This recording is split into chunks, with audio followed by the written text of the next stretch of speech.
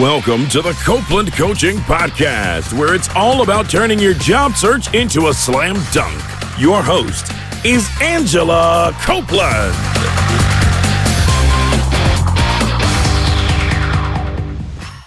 Welcome to the Copeland Coaching Podcast. I'm your host, Angela Copeland. Live on the phone with me today, I have Scott Anthony Barlow in Washington State. Scott is the founder of Happen to Your Career, a website and podcast to help job seekers take their career in a new direction. Scott's a recovering HR pro turned career and passion coach that has been speaking, training, and doing workshops for 10 years. He's passionate about helping people find work that suits their strengths, that they love no matter where it is. Scott, thanks for joining me today. Thank you. I appreciate you asking me to be on in the first place. Yeah, well, we met recently at the podcast movement, and Yeah. I got a chance to learn about Happen to Your Career, which is really exciting. How did you decide to start Happen to Your Career? What kind of spurred the whole thing? Oh my goodness, it was a long road, but I will give you the shorter version. It really did start for me in college, though, because I was one of those people that changed majors 7, 8, 9 times and really had no idea what it was that I wanted to do. I didn't know. I kind of bounced from thing to thing. I started in studio recording of all things. I figured I didn't want to travel and be in a band, so studio recording was the next best thing, and then ended up in computer science and finally found business and really sunk my teeth into that.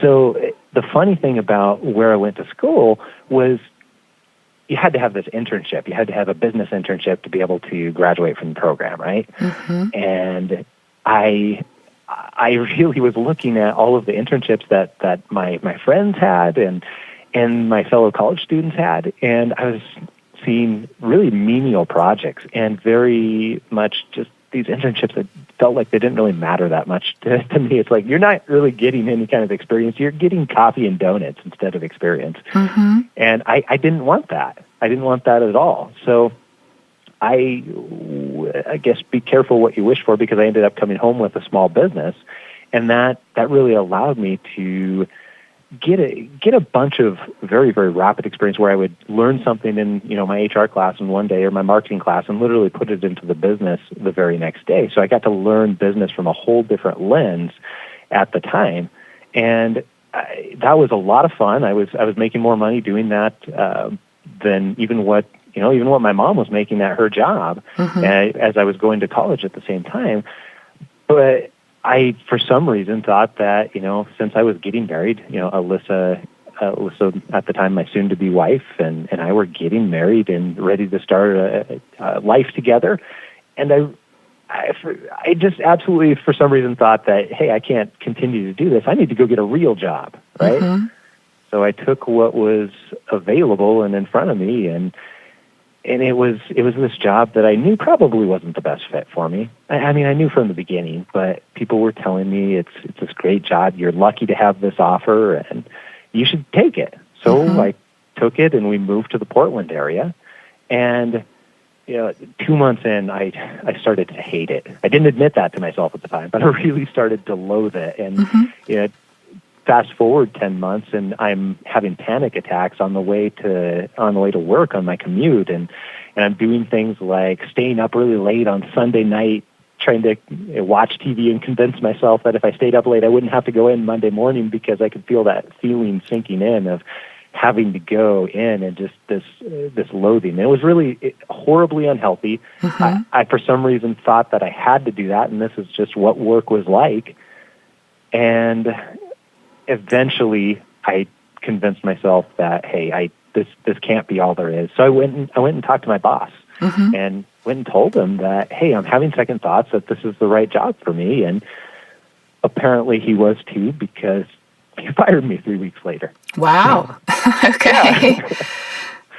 But it was possibly one of the best things that ever happened to me. I mean, mm-hmm. after a couple of days of moping around and feeling sorry for myself, I realized that, hey, this is actually an opportunity, and I started looking at how can I take all the stuff I learned out of that job, which was things like sales and really being able to build relationships with people, and how can I take that stuff and really use this to make a career change, doing something that I actually want, because it was at that point in time I swore to myself that I was never going to, again, do work that I didn't enjoy and didn't fit me. So that's what kind of set me on this journey. And only about 10, well, I guess it was about 7, maybe 8 years later, I was looking at trying to figure out, how do I get back into my own business, because I've always missed that.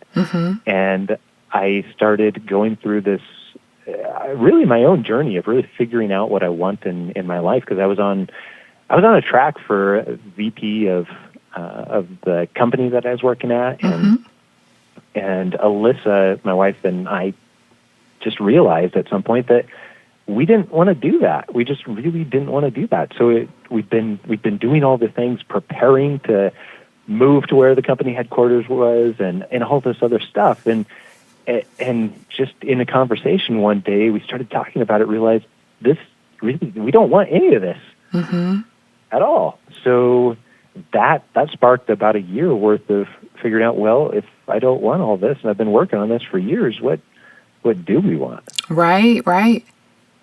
And that's what led to Happen to Your Career. I discovered that, hey, I was already helping people on the side with their careers and really figuring out what they wanted to do and making these massive career changes. And I didn't realize it at the time, but it's like, hey, this makes sense. I can't stop doing this anyways. And it was only when people were sending me thank yous and gift cards and offering to pay for these conversations I was having, which later turned out to be coaching, then I realized maybe there's actually something to this. Yeah, so absolutely. That was it. That's what sent me down the path. That's great. It's always so good when you can find what it is that you already do and get people to pay you for it. Exactly. And now I get to do that at Happen to Your Career. So that makes it even more fun. That's great. Well, you mentioned, not wanting to do something that you don't love in the future. And you do have kind of an unusual outlook on careers because you've left, I know, what other people would consider good jobs just because you weren't happy at those jobs. So I'd love to get sort of your advice for us if we've gotten a job offer and maybe it's a really, high-paying job offer, but we're not completely excited about it, and maybe what we should do or what we should think about. Yeah, absolutely. And this is something that even several of my coaching clients right now that have really been helping them dive into for their specific situation. So I'm not going to share his name and everything like that, but we'll just call him Bob for the sake of this conversation. Sure. And Bob had a job in the Denver area, and really just didn't enjoy it at all. Didn't enjoy his boss. Didn't enjoy the company. Didn't enjoy the type of work that he wanted to do. But he was really, really talented and actually good at a lot of different things. And he's gotten a number of different types of job offers, but as he's gone through this process of really deciding what it is that's important to him and what it is that he values and his family values, he's got 3 little kids and he's married and everything like that. And he started to discover that, for him, money isn't the most important thing. Actually, it's number 4 or number 5 on his list, I guess you could say. And much, much more important is some of these other things, like him being able to use some of his strengths. And he's a pretty gifted speaker. He wasn't necessarily always paid in his past jobs to do speaking, but he's this amazing teacher. And you can hear him light up when he talks about it. But he wasn't getting to do all this stuff in his job, and he certainly wasn't going to get to do it in one of these job offers or job opportunities that he had. And so the advice that I ended up giving to him is it worth it? And that's the question that we started unpacking for him, because he could have made a bunch of money short term, and he could have absolutely done that. But in his case, he would have been right back where he was, in a job that he wasn't that excited about, not that excited about the relationships he was building there, not that excited about what he gets to do, and he would have made a little bit more money, but ultimately he didn't move forward in any of the other areas in his life. So for him, it really came down to this question of, is it worth it? And he decided, no, it's not worth it, because now at this point he's turned right around, found another opportunity, and we're only talking like 30 days time period. So from one opportunity, or actually several different opportunities, to the one that he's now in negotiations with right this very second, he's actually going to end up making more money. I expect that when he accepts the job offer, that he's going to end up making more money than the original opportunities, and at the same time get to do something else. So when you're in that spot, when you feel like, hey, I've got this opportunity right in front of me, it looks like a great opportunity, and it's a good job and it pays well, but I'm really not that excited about it. Right. I would advise you to pass if you've got all of these other signs, because money isn't the only thing, and I don't want you to waste a year, 2, 3 years of your life denying yourself in every other area of your life, because finance is only one small part of it. And the irony out of all this is, just like Bob, he inside 30 days was able to find something that fit and lined up all of those and paid even more. Oh, that's great. So it sounds like you would really recommend that we focus some of our energy on sort of defining our personal priorities and kind of figuring out what those are. Is that a good assessment? Yeah, and I mean, that's really the core of what we do at Happen to Your Career, is we help people unpack those things, and not just in their career, but really in their life, because we get so many people coming to us, and I get the same email over and over and over again, where people are saying things like, hey, I just can't figure out what I want to do in my career. And essentially they feel like if they could only find the right job or the right business idea or whatever it happens to be, then they'll be happy. But that's not why people are happy. People are happy because they've identified what's important and valuable to them, and then they spend more and more and more of their time getting to do those types of things or be around those type of people, or whatever it happens to be, that it falls into that realm of important and valuable to them. And it's different for everybody. It's absolutely different for everybody, and it's really hard to unpack some of that. So a lot of people just never do it, and I've seen people go through their entire careers without doing that. So yeah, that's absolutely what I recommend, and that's actually the work that we do with people. That's great. That's great. So when we talked about your career, your career has been a little unusual in that you actually had, I think it was 8 different positions in 10 years across a number of different industries. What did you learn from kind of that really quick experience that you're able to bring to your clients when you work with them on their careers? Oh my goodness. I think the biggest thing that I've learned is that different industries, different types of jobs, different companies, once you divvy down to the core and the roots of some of this stuff, it's really very much the same.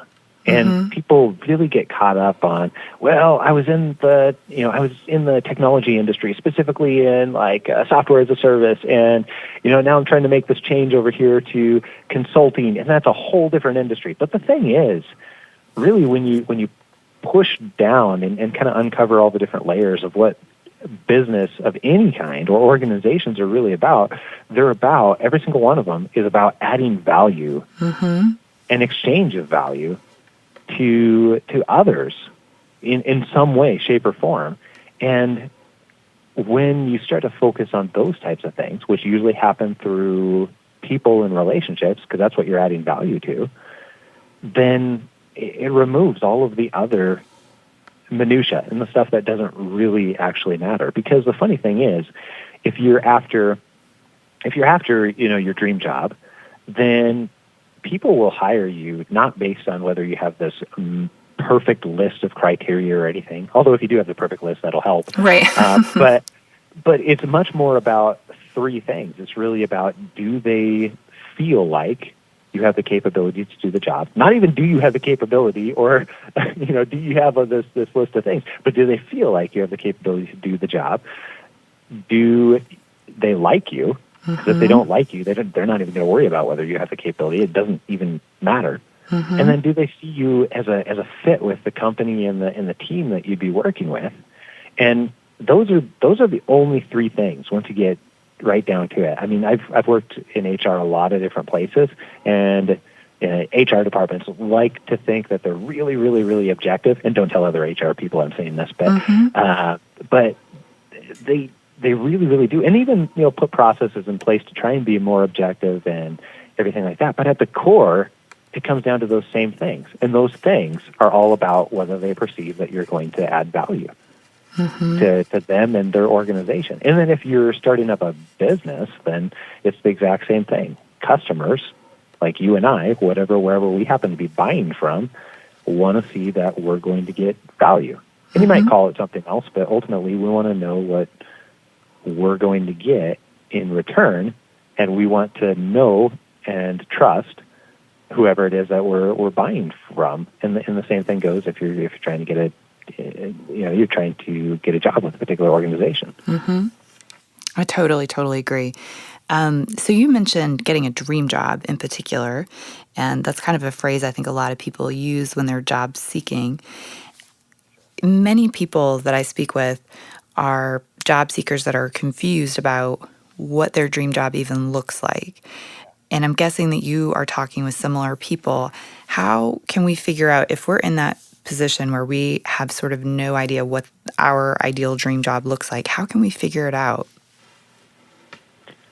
Well, we use a method we call the puzzle method, and I'll tell you a little bit about that. And maybe the best way to think about it is, a year or so ago, a couple of years ago, I guess now, I was trying to put together a puzzle with my son, Grayson, and we were sitting on the floor, and he's got this puzzle. It's like of Mickey Mouse or something like that. I can't remember exactly what it was, but sure. He's got this puzzle, and we're not even looking at the box necessarily. But what he's doing is he's just like grabbing all these pieces, like two random pieces, and he's like trying to jam them together. And surprise, surprise, they're not fitting at all, right? And I was like, whoa, hold on, Grayson. Let me show you how to put this thing together. So I showed him that, hey, you've got to start with the corner pieces, because they're really easy to see, and there's only 4 of them. And once you get these corner pieces, then after you find those, you can actually go after the edge pieces, the parts that have a flat spot on it. And once you get the edge pieces, you can start putting them together, because you can sort of see that the colors fit together, and you can build out this frame. And now the funny thing is, even though we weren't looking at the box in whatever, after we've got this frame built out, we can start to sort of see that, hey, this is a picture of Mickey Mouse. Okay. And then we can start actually filling in all the rest of the pieces of the puzzle and the rest of this picture. But you can already start to sort of see what the picture looks like before you get all the pieces in there. So everybody's probably put together a puzzle at some point in their life. And we use the same analogy to apply to figuring out what it is that you want. Because your corner pieces are really very much like your strengths. They're those things that you have lots of experience in. They're those things that you are naturally predisposed to be gifted at.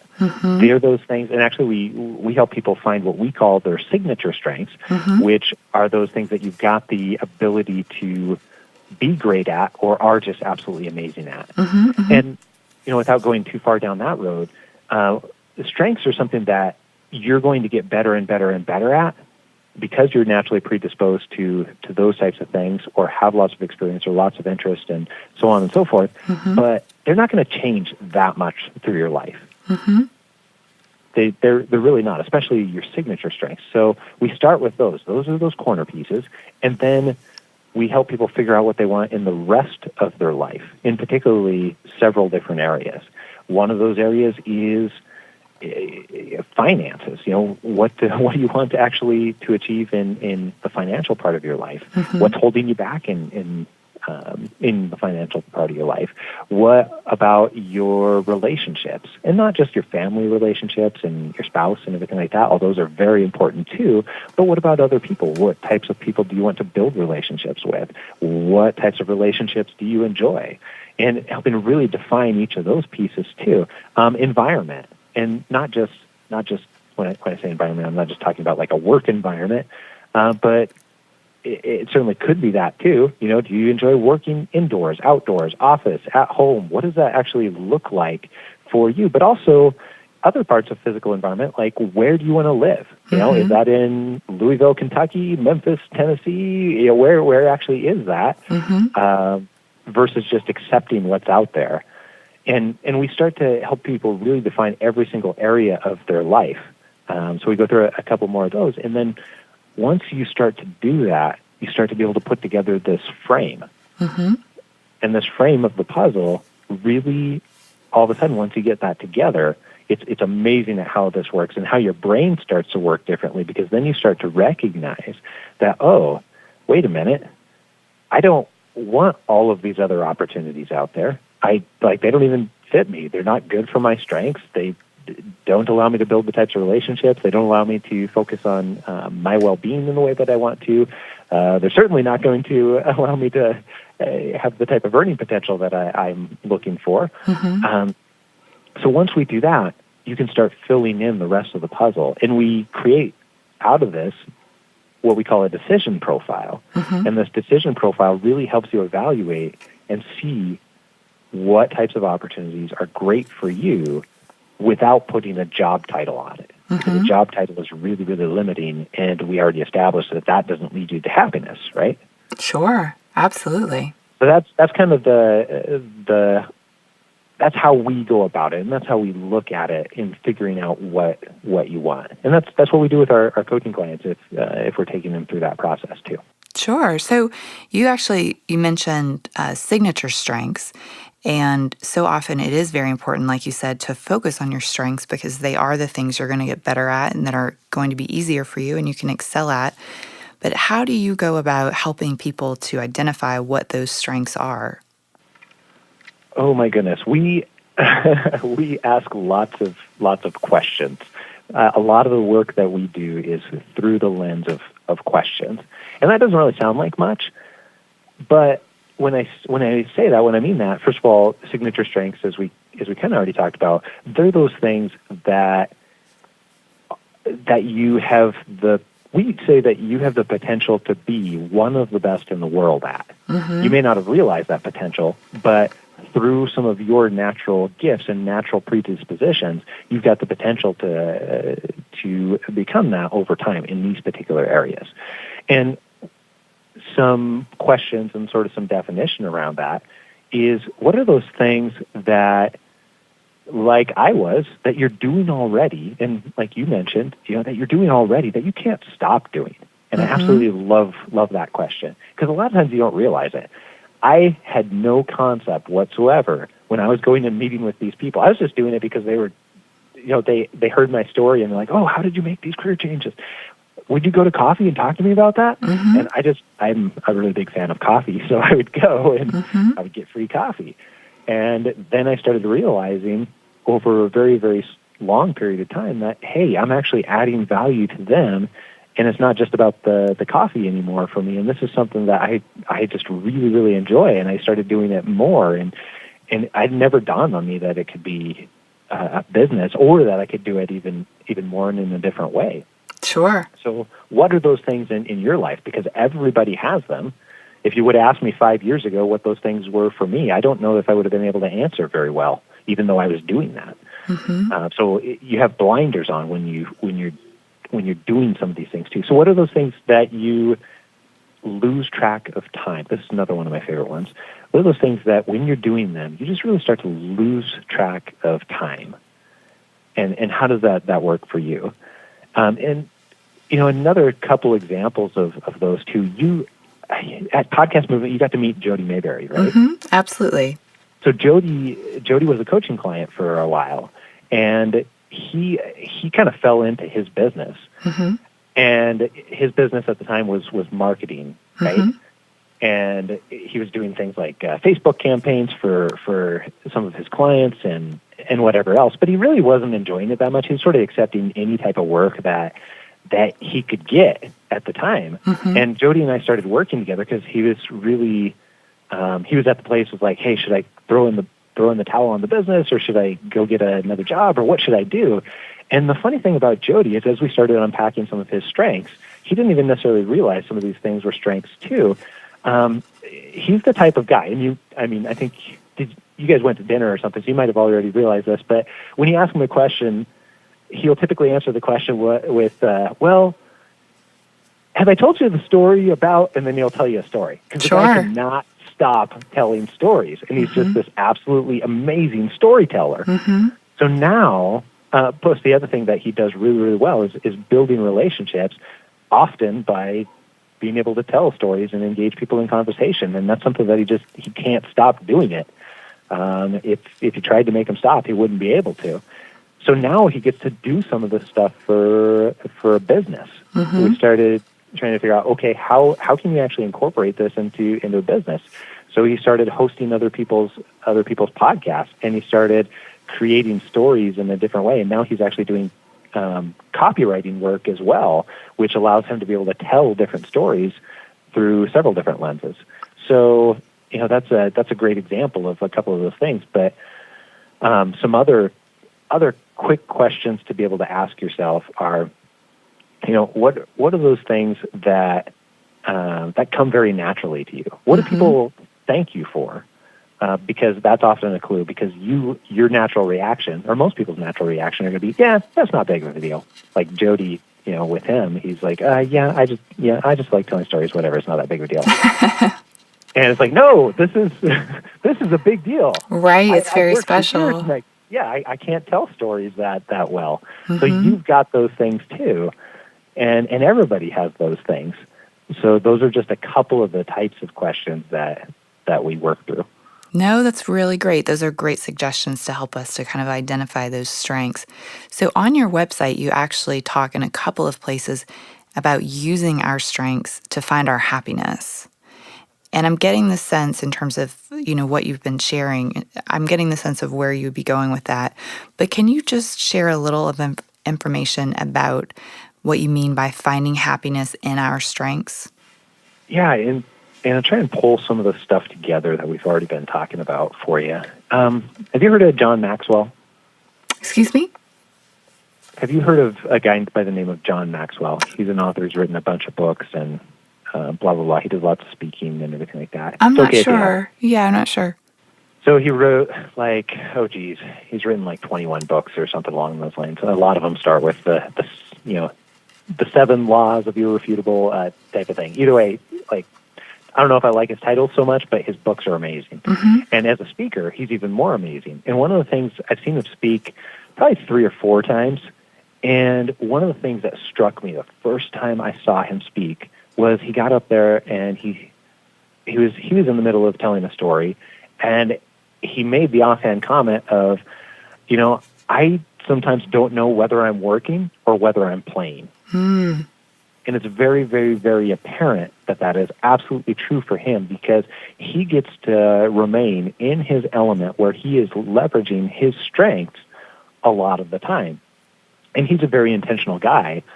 So he has very intentionally stripped away much of his life that doesn't allow him to spend time in the ways that uses his strengths and in the ways that he wants to, and incorporated much more that does.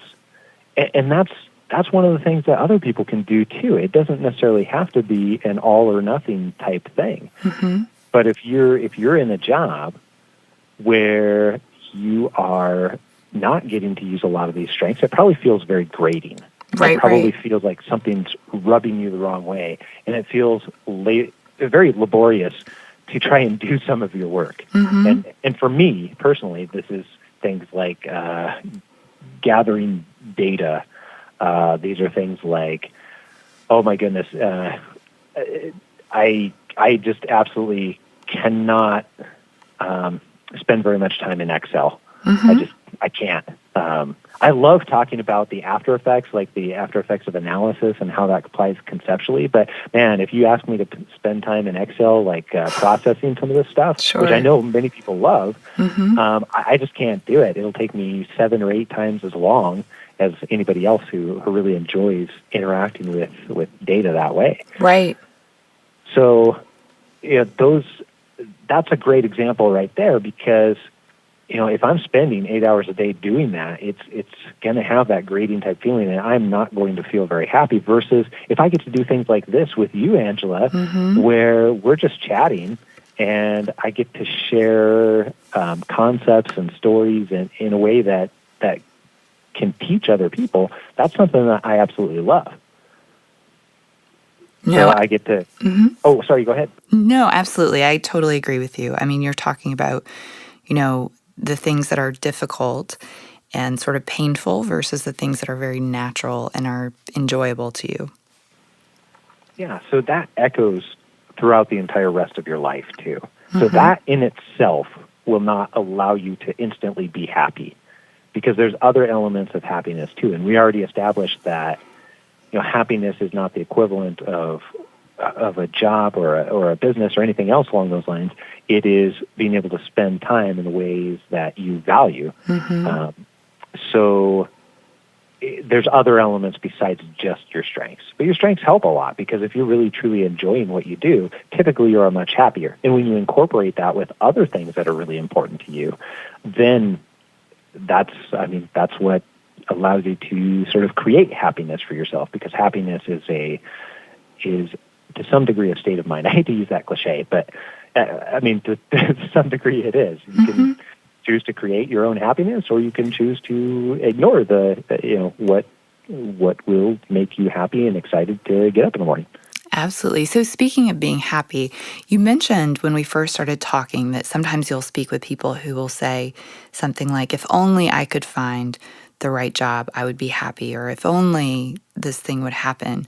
And I know that sometimes we see people who may seem to repeat patterns where, they think if they find a different job, they may be happier, and they find the different job and they're equally unhappy again.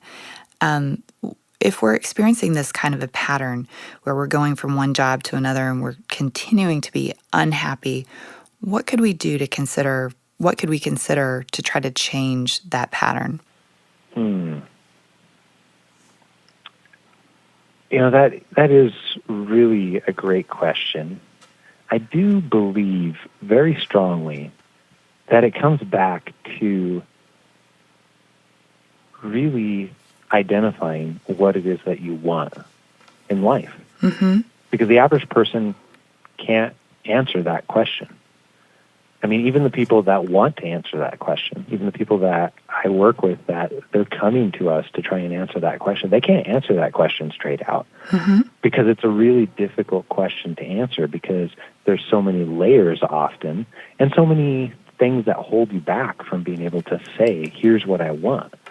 So, for example, we mentioned finances is just one area that we help people define what they want. And there's so much emotional and sociological baggage that most people have associated with finances, because, people have been told by the media or whatever it happens to be, blah, blah, blah, that, if you earn tons of money, you're an evil capitalist and all this sort of thing. Or I feel like I'm being greedy if I say that I want to have that particular number. So finances is just one small example of that, but I choose it as an example because there is so much baggage with it. So we have, even me, I help people do this, but we've established this goal that in the next 5 years, we want our business to hit $5 million. I can feel in my stomach. It makes me uncomfortable saying that because of some of the baggage that comes along with that. Right, but that's what we've established, is we've looked in the future and said, here's what we want. That's just one teeny tiny part of what it is we want. The reason we want that is to be able to influence how people get to do work in the future, and we want to be a big part of changing what that looks like, so that people can lead happier lives. But man, most people probably hear that, and I. Even saying that, it's uncomfortable to define that because of some of the emotional things that it dredges up, if that makes sense. So that's a little bit of the barriers, but I really think that the key is going through the process to figure out what it is that you want in your life, in your work, and be able to essentially do more of what makes you happy. And like we talked about earlier with John Maxwell, strip away some of the stuff that makes you less happy. Mm-hmm, mm-hmm. Absolutely. So on the flip side, I think I have a sense for where you might go with this, but what do you think it is that successful job seekers are doing differently than other people? And when I say successful, I mean, they're able to land jobs that they love. They're able to really accomplish those personal goals that they set forward. What are those people doing that's different? At the risk of being a one-trick pony here's what I've found is when people are clear on what they want, then very often they get what they want. That not in a way of manipulation or anything like that. But if I'm here's an example. So when I transitioned to HR, because I wasn't working in HR with that job that I got fired from, and I didn't have any HR experience whatsoever, but I over the 2 months or whatever it was after I got fired from that job, I went and I spent some of that time really saying, okay, what would I enjoy? And one of the things that I kept coming back to was I think I would really, really enjoy human resources type work. Not all, but a bunch of it. So I went to this interview. Actually, I got to interview with a lot of different companies and got several job offers, but I went to this one particular interview where they told me straight up that, hey, I actually don't know what you're doing here because we only hire HR people with experience. Like, we only put people into these HR roles that have some other type of experience. Otherwise, we don't. And a lot of people in that situation, if you're not very clear on what you want, would have said, okay, well, how can I get in on the ground floor? How can I get experience and everything else, all this? I didn't say that because I had already gone through this work to say, look, I'm really interested in working in human resources for these reasons. That's what I told them. And I said, okay, so I'm sorry, but I guess I don't know what I'm doing here then. And the guy said, I'm not sure either, but let's keep talking because even though you don't have this experience, I'm really, really interested. So after we got over that, we realized that, hey, a lot of the stuff that I had done in the past were really, really related. And he was able to look past all of these other things, but only because I only was able to make some of those statements because I was clear on what I wanted at the time. So that's how it actually impacts your reality to be able to get where it is that you want to go. But I mean, if you're going to go on a road trip and you don't know where the end destination is, or at least a mid-destination, it's going to be awfully hard to get there, right? Right. If you're supposed to end up in Florida, but you really don't know where that's at, and you're just, trucking through Montana and heading down to Idaho and over to Utah and whatever it might be, maybe you end up in Florida, but it's going to take a long time to get there, and it's going to be by way of accident. Versus if I know that I'm going to go to, I don't know, a 520 Dove place in Tallahassee, Florida, or something like that, then it's a lot easier for me to plan on how to get there and anticipate some of the stuff that's going to come up along the way. Yeah, absolutely. Absolutely. Well, that makes a lot of sense. So speaking of interviewing, you talk on your website about asking how to ask for a raise, or, I think also probably how to ask for more money when you're interviewing for a job. Can you give us a couple of tips on how to get us to go out there and actually ask for a raise? Yeah, sure. Do you want to know how to negotiate when you have an existing offer, or do you want to know how to get a raise while you're in a job already and you've maybe been there for a while? Well, those are both really important scenarios, but why don't we start with when you have a job offer?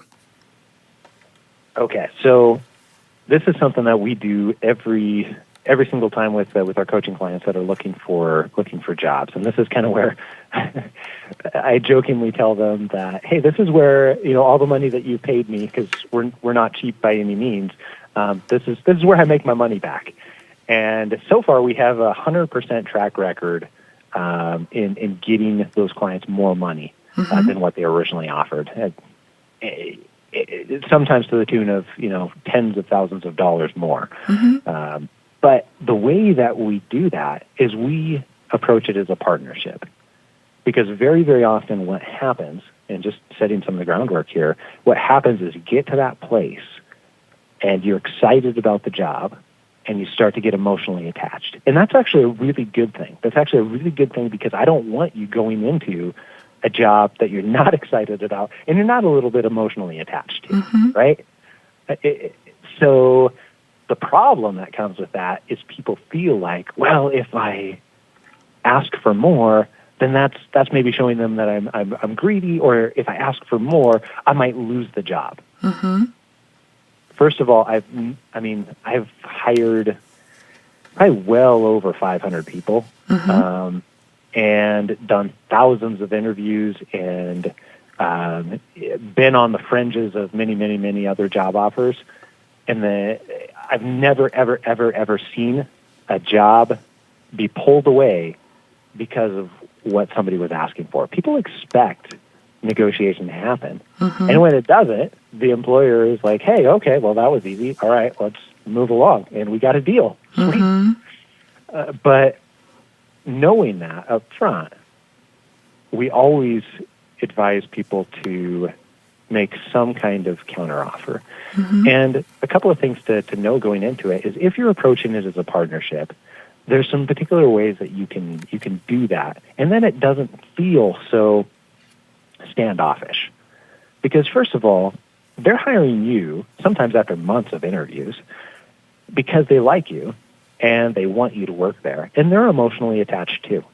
Mm-hmm. So that's something else to know going into it. And the way that you can do that, when you get on the phone with them initially and they make you the offer, is not to say yes or no or counter right away. Mm-hmm. And that's important for two reasons. One, because you're going to be ecstatic and, again, in a place of emotion where you're not going to be thinking straight about what makes sense. So ask them, tell them you're really, really excited. This is assuming you're really excited. I'm making that assumption. Sure. Tell them that you really very much appreciate it and it really seems like a great fit, but you want to be able to consider it first before saying yes or no. Mm-hmm. And this is important for two reasons. One, what will happen behind the scenes, and you may have experienced this. I know you've hired people in the past and you've been in that type of role too. But behind the scenes, the conversation will start and they'll start prepping. Very often they'll start prepping for, okay, well, what if they come back and ask for this amount or whatever? What are we going to do then? So that allows that conversation to start, and then seriously considering what will happen during the negotiation. Mm-hmm. So that's actually a good thing. The second thing that allows is for you to be able to go in a much more objective setting, figure out, hey, okay, what is it that I really do want? What is it that I'm willing to walk away at? Mm-hmm. And what is it that I'm actually going to ask for in a counteroffer? Mm-hmm. And then when you go back, here's how you can put it and say, okay, let's say that they offer you $90,000, just mm-hmm. number out of the air, and you decide, hey, or you've known for a while, hey, what I'm really interested in is $105,000. Sure. So there's two ways that you can approach this. You can ask for a higher amount and negotiate to the middle. I typically don't like to do that. I like to be straight up with people.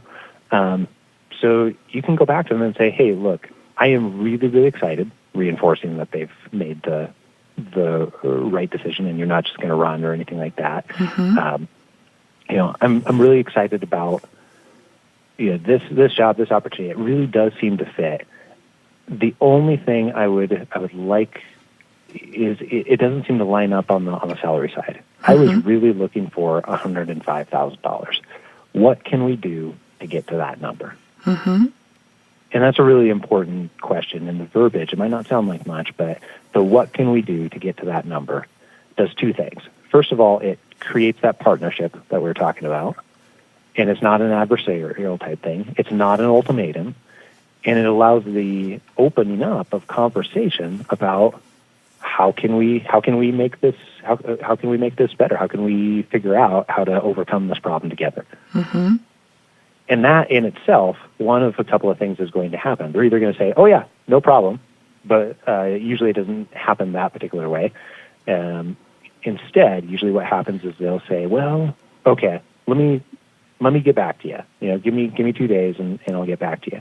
And they're going to come back to you with either, yes, we can do that, or a counteroffer of, here's what we can do, $100,000, or no, we just flat out can't do that. Mm-hmm.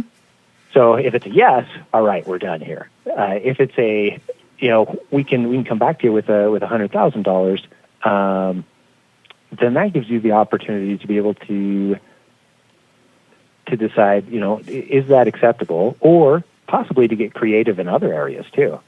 Well, hey, I was really looking for $105,000. What else can we do? And often you can actually get really creative with negotiation with other types of benefits, like vacation. Sometimes it's easy for certain employers to offer additional vacation where it's not for the extra money because they haven't budgeted it. Or things like, hey, company car, or, can I pick my own set of computers and technology that I work with? Or almost sometimes it's about as creative as you can get. But just because they came back with well, here's what we can do, doesn't mean it's a closed door for all the rest of the discussion. Mm-hmm. It's not a no. It's them trying to work with you. Mm-hmm. Absolutely. I think those are all great points. So often when we get a job offer, we're, like you said, we're nervous that they're going to take it away or that something really negative will happen. So I definitely appreciate that advice. I think it's very important to ask for more money when you get a job offer. Well, we've covered so many different topics. I really appreciate all your insight. Is there any other advice that you'd like to share with our listeners today? I would really encourage anyone who is listening to really just start to explore what it is that you should be doing. And by saying that, I really mean figuring out what it is that you want in your life at work. And we've already talked about that quite a bit.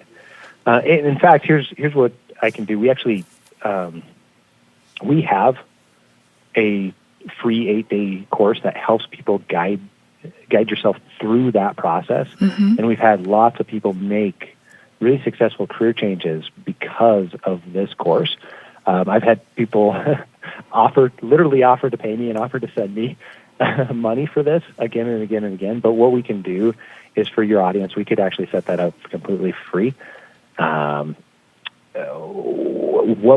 can set it up at a link of your choice here, happentoyourcareer.com/Copeland Coaching, and then we'll have that set up, and you can actually take this 8-day course, and it'll guide you through the steps that we use, or some of our premium programs, or whatever else it is. But this one is completely free. How's that sound? That sounds great. Well, thank you so much. All right. Yeah, absolutely. I really appreciate you having me on in the first place. Yeah, Scott, thanks for joining me. The discussion's been really helpful. Good. I'm very glad. Thanks, everyone, for listening. Tune in next week for another edition of the Copeland Coaching Podcast. And if you haven't already, please be sure to subscribe on iTunes or Stitcher to ensure you never miss an episode. Thank you for listening to the Copeland Coaching Podcast today with your host, Angela Copeland. Tune in next time to get more great tips on turning your job search into a slam dunk.